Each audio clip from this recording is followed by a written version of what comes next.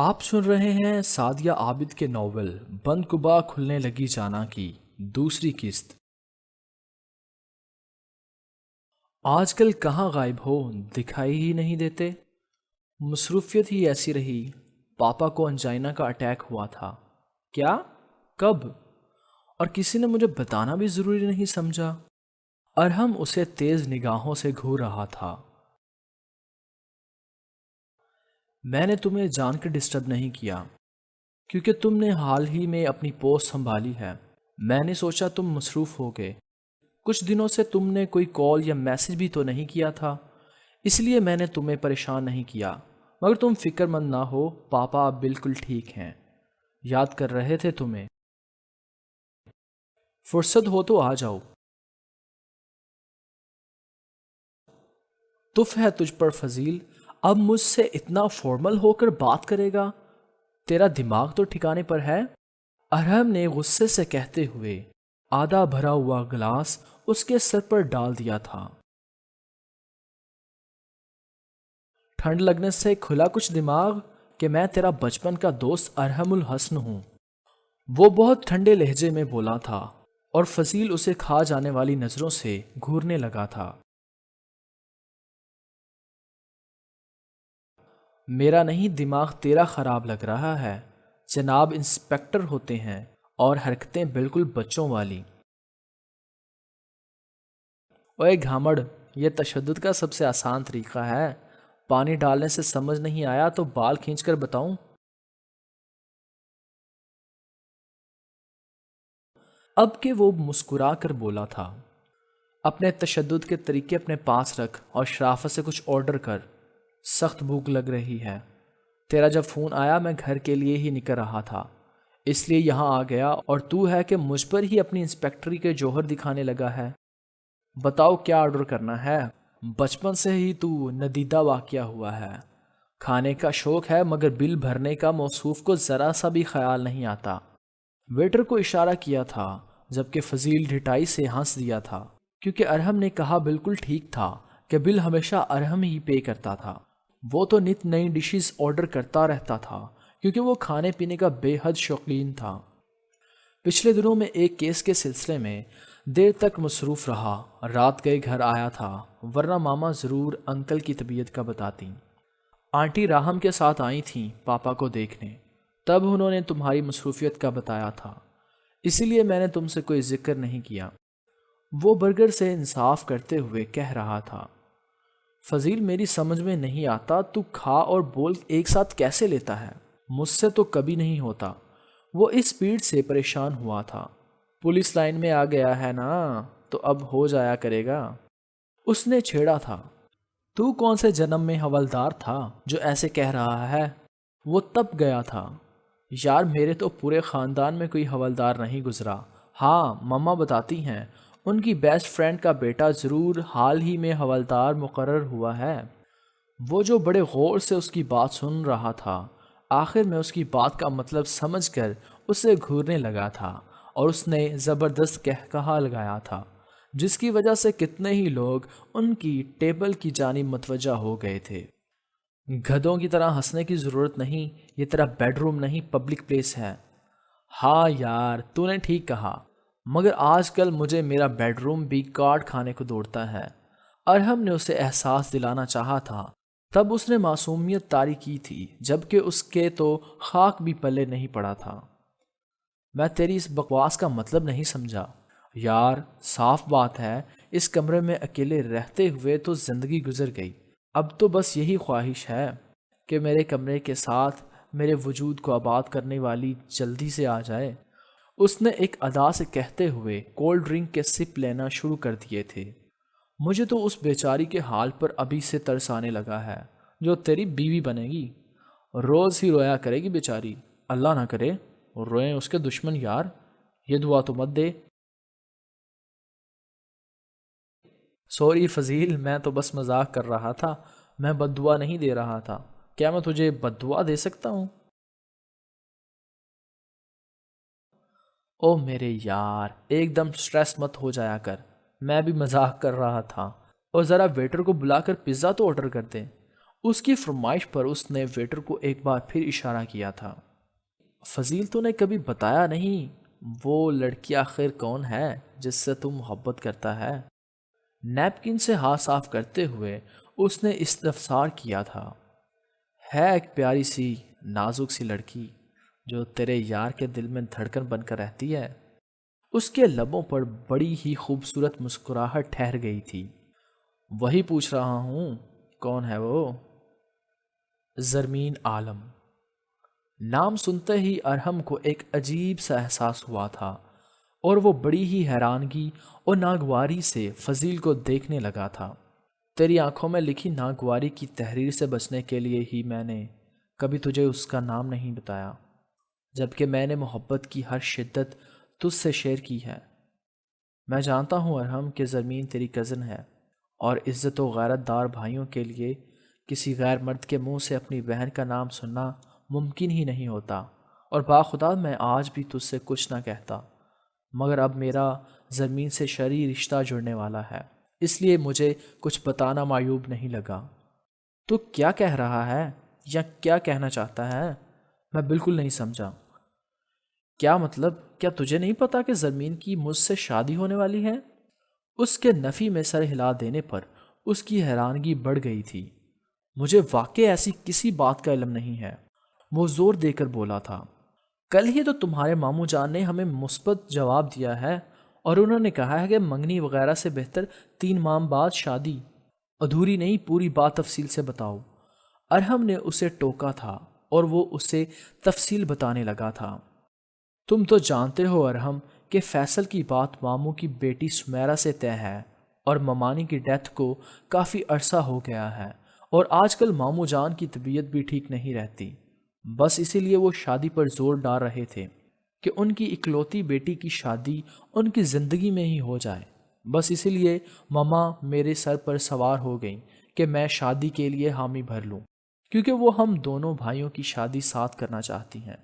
ویسے بھی فیصل مجھ سے چھوٹا ہے اور مجھ سے پہلے اس کی شادی وہ کرنا نہیں چاہتی، اسی لیے ماما نے کہا مجھے کوئی پسند ہے تو میں بتا دوں، ورنہ وہ خود میرے لیے لڑکی پسند کر لیں گی۔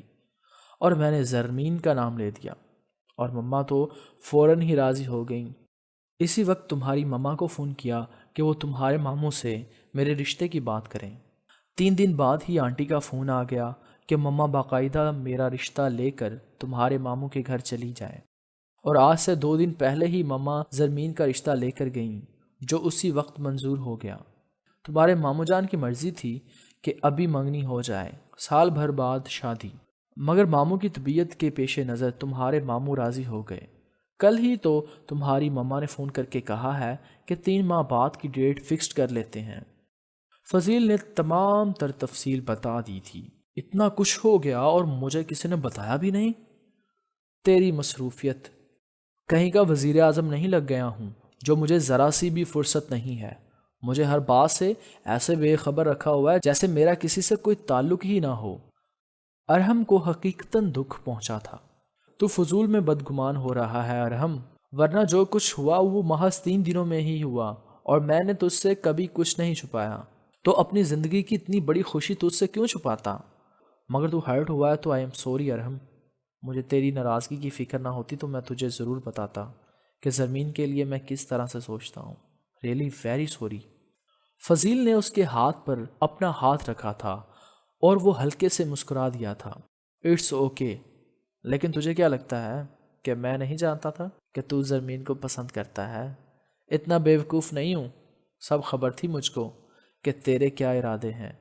وہ فضیل کو تیکھی نگاہوں سے دیکھ کر بولا تھا۔ تو نے تو کبھی ظاہر نہیں کیا۔ وہ متحیر ہوا تھا۔ جب تو نے مجھے نہیں بتایا تھا تو میں کیوں ظاہر کرتا کہ میں تیرے بتائے بغیر بھی تیرے دل کی بات جان گیا ہوں، اور احسان مان میرا کہ میں نے تیرے عشق کی نیا کو ڈوبنے سے بچا لیا۔ فضیل اسے سوالیہ نگاہوں سے دیکھنے لگا تھا۔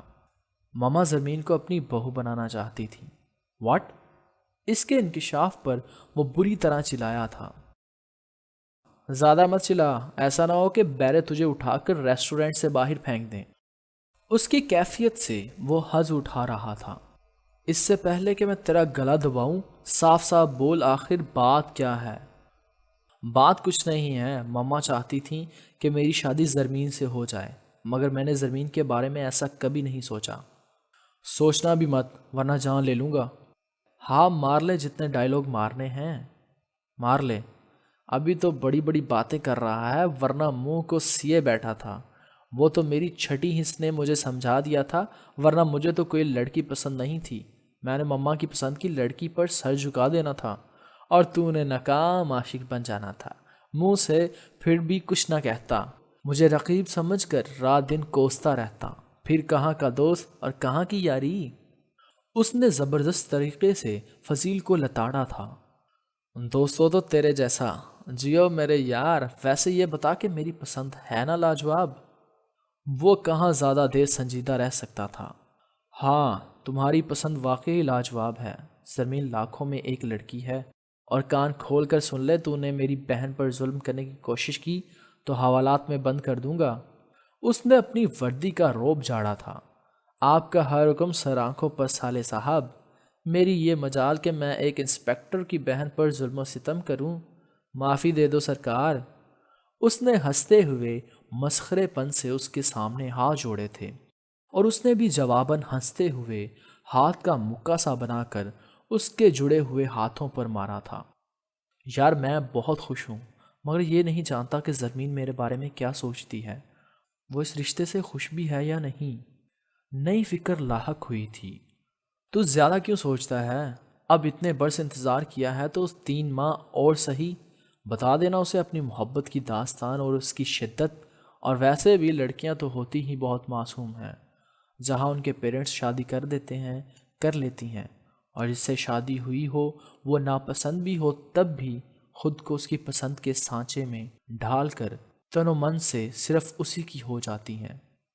تجھے بڑا ایکسپیرینس ہے، کسی کو کہیں تو دل تو نہیں دے بیٹھا؟ بتا کون ہے؟ میری زندگی میں ابھی تک کوئی لڑکی نہیں ہے، جب کبھی دل سے کسی کا گزر ہوا تو سب سے پہلے تجھے بتاؤں گا۔ سچائی سے کہا تھا۔ میرا خیال ہے تجھے اب سیریس ہو جانا چاہیے، کیونکہ میرا نہیں خیال کہ آنٹی تیری شادی سے پہلے راہم کی شادی کریں گی۔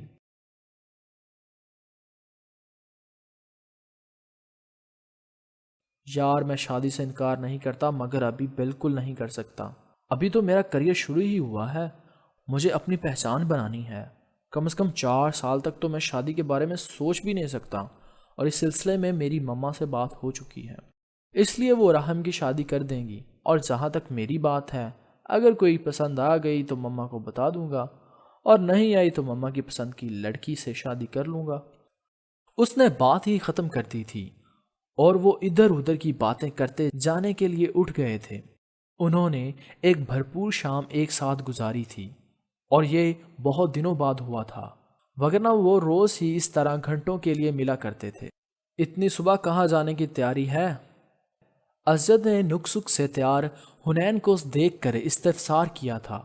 وہ اپنی معمول کی تیاری سے بہت ڈیفرنٹ تیار ہوئی تھی، کیونکہ وہ عموماً ڈارک کلرز پہنتی تھی، جبکہ اس وقت اس نے لائٹ آسمانی کلر کا کاٹن کا سوٹ پہنا ہوا تھا، جس پر فیروزی کلر سے ہاتھ کی کڑھائی کی گئی تھی، اور لائٹ نیچرل میک اپ میں اس کے خوبصورت نئے نقش ابھر کر اس کو مزید خوبصورت بنا رہے تھے۔ اسجد بھائی آج آفس میں میرا فرسٹ ڈے ہے، میں آج سے آفس جوائن کر رہی ہوں، اس نے سلائس کترتے ہوئے بتایا تھا۔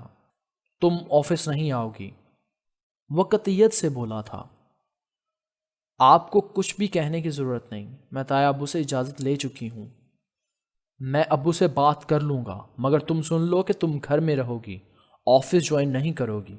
وہ ناشتہ کیے بغیر کرسی کھسکا کر اسے گھورتا ہوا اٹھ گیا تھا، اور اسی وقت ساجدہ کچن سے نکل آئی تھی۔ اسجد بیٹا تم ناشتہ کر لو، اس لڑکی کو اس کے حال پر چھوڑ دو۔ قطعی نہیں چاچی، ابو نے اس کو اجازت دے کیسے دی؟ آپ جا کر خود ان سے پوچھ لیں، اور میں آفس ضرور جاؤں گی، آپ مجھے روک نہیں سکتے۔ وہ آرام سے ناشتہ ختم کر رہی تھی۔ میں بھی دیکھتا ہوں تم کیسے آفس آتی ہو، وہ غصے سے کھولتا پلٹا تھا کہ باپ سے ٹکراتے ٹکراتے بچا تھا۔ اسجد ناشتہ کر لیا؟ راشدہ نے پوچھا تھا، مگر اس نے جواب دینے کی بجائے باپ سے پوچھا تھا۔ ابو آپ نے اسے آفس جوائن کرنے کی اجازت کیوں دی؟ تمہیں کوئی اعتراض ہے؟ وہ بیٹے کے غصے کو کسی خاطر میں نہیں لائے تھے۔ ابو مجھے اعتراض ہے، حنین آفس نہیں آئے گی۔ میں حنین کو اجازت دے چکا ہوں۔ آپ نے شازمین کو تو اجازت نہیں دی تھی، پھر حنین کو کیوں دی؟ تمہیں صرف اس لیے اعتراض ہے کہ میں نے شازمین کو اجازت نہیں دی تھی؟ یہ بات نہیں ہے ابو، کیونکہ میرے لیے جیسی شازمین ہے ویسی ہی حنین بھی ہے، اور مجھے یہ بات پسند نہیں ہے کہ میری بہن نوکری کرے۔ میں کہیں اور جاب نہیں کر رہی، اپنے خاندانی بزنس جاب ہوتی ہے حنین، اور یہ میں نہیں چاہتا کہ تم آفس آؤ، مگر میں آؤں گی، کیونکہ اگر بزنس پر آپ کا حق ہے تو میں بھی اس بزنس پر پورا حق رکھتی ہوں۔ ابو کی تمام پراپرٹی کی میں اکیلی وارث ہوں۔ وہ بے سوچے سمجھے کہتی سب کو حیرانگی کے اتھاہ سمندر میں اتار گئی تھی۔ حنین، تمہاری ہمت بھی کیسے ہوئی ایسی گری ہوئی بات کرنے کی؟ ساجدہ نے غصے سے اسے تھپڑ کھینچ مارا تھا۔ سب جو اس کی بات کے اثر سے ہی نہیں سنبھلے تھے، ساجدہ کا اقدام انہیں مزید حیران کر گیا تھا۔ خبردار جو ایسا کچھ منہ سے نکالا، بھائی صاحب کے ہم پر احسانات کم نہیں ہیں اور تم احسان فراموش۔ انہوں نے دوبارہ ہاتھ اٹھایا تھا کہ راشدہ بیچ میں آ گئی تھی۔ ساجدہ پاگل ہو گئی ہو؟ اس لڑکی نے مجھے پاگل ہی تو کر دیا ہے۔ اتنی محبت کے صلے میں یہ آپ لوگوں کو کیا دے رہی ہے؟ وہ افسوس اور تعصب بھری نگاہوں سے بیٹی کو دیکھ رہی تھی۔ اور میرا فیصلہ بھی نہیں بدلے گا، تم آفس میں قدم بھی نہیں رکھو گی۔ وہ اسے تیز نظروں سے دیکھتا اپنا بریف کیس اٹھائے باہر نکل گیا تھا۔ دیکھ لیا تم نے، زندگی میں پہلی دفعہ اسد صرف تمہاری وجہ سے بھوکے پیٹ غصے میں نکلا ہے۔ میں تمہیں ساجدہ، بات کو بڑھانے سے فائدہ نہیں ہے۔ انہوں نے ساجدہ کو قابو کیا تھا، جو بیٹی کو مارنے کے لیے لپکی تھیں۔ تایا ابو، جب آپ نے خود مجھے اجازت دی ہے تو اسد بھائی مجھے کیسے منع کر سکتے ہیں؟ حنین، آپ اس وقت اپنے کمرے میں جاؤ، میں اسجد کو سمجھاؤں گا۔ لیکن تایا ابو، آج مجھے آفس جوائن کرنا تھا، آپ نے خود ہی تو کہا تھا۔ حنین، تم سے نوید نے کچھ کہا ہے، تمہیں سنائی نہیں دیتا؟ راشدہ کے ڈپٹنے پر وہ بات روک گئی تھی۔ آج نہیں تو کل، لیکن مجھے ہر حال میں آفس جوائن کرنا ہے۔ اسجد بھائی نہیں چاہتے کہ میں آفس جاؤں تو میں کہیں اور جاب ڈھونڈ لوں گی، مگر یہ تو طے ہے کہ مجھے جاب کرنی ہے۔ وہ بات مکمل کر کے وہاں سے نکلتی چلی گئی تھی، جبکہ اس کی اتنی بدتمیزی پر سبھی حیران رہ گئے تھے۔ آپ سب لوگوں سے میں بے حد شرمندہ ہوں۔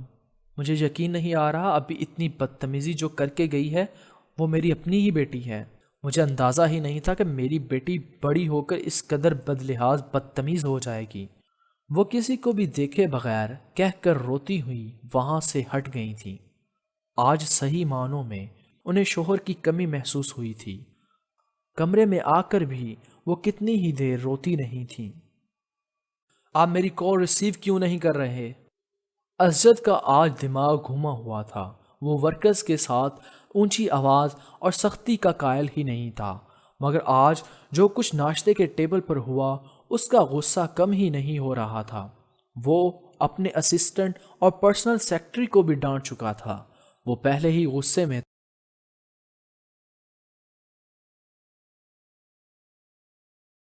تھا اور مستقل آتی کال اس کے غصے میں اضافے کا باعث بن رہی تھی۔ اس نے تیش کے عالم میں موبائل دیوار پر مارنا چاہا تھا کہ میسج ٹون بجی تھی، اور نہ جانے کیا سوچ کر اس نے میسج اوپن کیا تھا۔ آپ نے میری کال ریسیو نہیں کی تو میں آپ سے اتنی دور چلی جاؤں گی کہ آپ میری آواز سننے اور شکل دیکھنے کو بھی ترس جائیں گے۔ میسج پڑھنے کے بعد خود بخود اس کی انگلیاں کال ملانے لگی تھیں۔ ہیلو، بڑی بے قراری سے کہا گیا تھا۔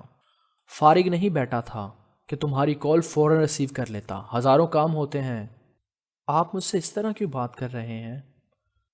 دماغ خراب ہو گیا ہے میرا، اور بس۔ تم کہو ایسی کیا ایمرجنسی تھی کہ اسی وقت بات کرنا تھی؟ اور میسیج میں کیا بکواس لکھی تھی؟ وہ بکواس نہیں تھی، خالہ جان میری شادی کر رہی ہیں، اور میں صرف آپ سے شادی کرنا چاہتی ہوں اسجد۔ آپ اپنے پیرنٹس کو میرے رشتے کے لیے بھیج دیں۔ جہاں تمہارے گھر والے تمہاری شادی کر رہے ہیں وہیں خاموشی سے شادی کر لو۔ یہ بات اس نے جس طرح کہی تھی یہ وہی جانتا تھا۔ اور فون کی دوسری جانب موجود یسرا کانپ ہی تو گئی تھی۔ یہ آپ کیا کہہ رہے ہیں؟ سنائی نہیں دیتا تو ایک بار پھر کہہ دیتا ہوں، میرا خیال دل سے نکال کر جس سے تمہاری خالہ شادی کریں کر لو، میرے پیرنٹس تمہارے گھر نہیں آئیں گے۔ لیکن کیوں اسجد؟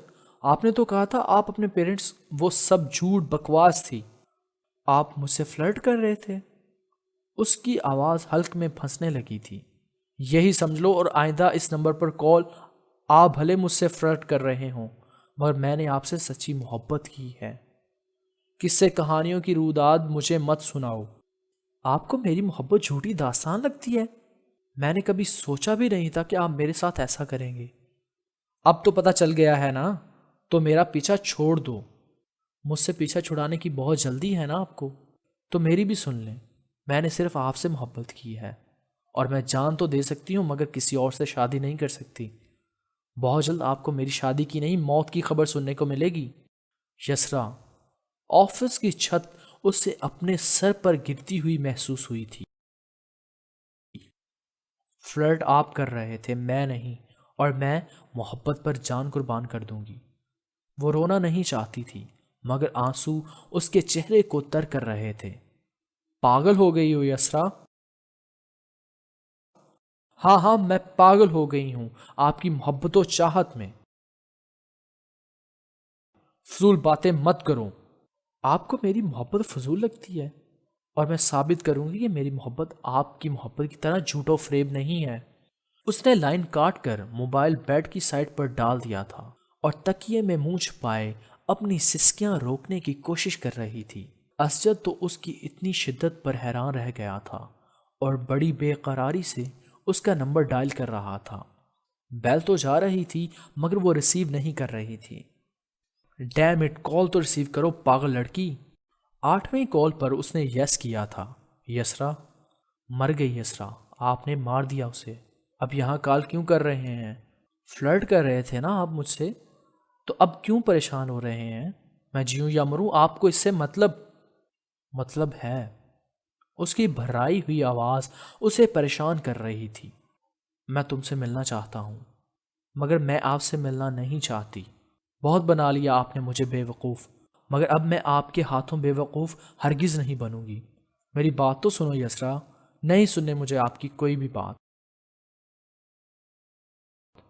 آپ بہت امیر ہیں نا، آپ کو تو کوئی بھی مالدار لڑکی مل سکتی ہے۔ میرے جیسی غریب لڑکیوں سے تو آپ جیسے امیر زادے محض فلرٹ ہی کرتے ہیں، ہمارے جذبات سے کھیلتے ہیں، ہماری بے بسی کا مذاق اڑاتے ہیں۔